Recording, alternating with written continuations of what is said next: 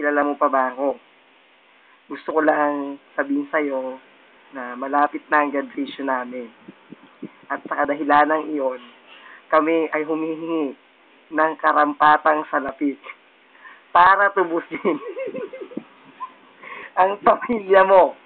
Hawak namin ngayon ang pamilya mo. Sa ilang sandali pa ay makakausap mo ang ilan pa sa iyong mga kamag-anak.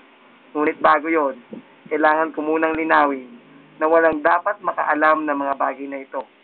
Kaya nagtatagalog ako para hindi malaman ang asawa mo. Dahil mahirap po sa atin ang asawa mo, English sir. Ito pa. Kung ayaw maniwala, Paula, binibigyan ka lang namin ng 3 oras para kumilos at magbigay ng aksyon hinggil sa aming kahilingan. At kung ayaw maniwala sa aming babala sa inyo, narito, pakinggan mo ang voice ng isa yung mga pamilya.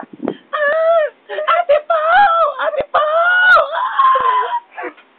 Marahil ay sapat na yan para maniwala ka at gawin ang nararapat mong gawin.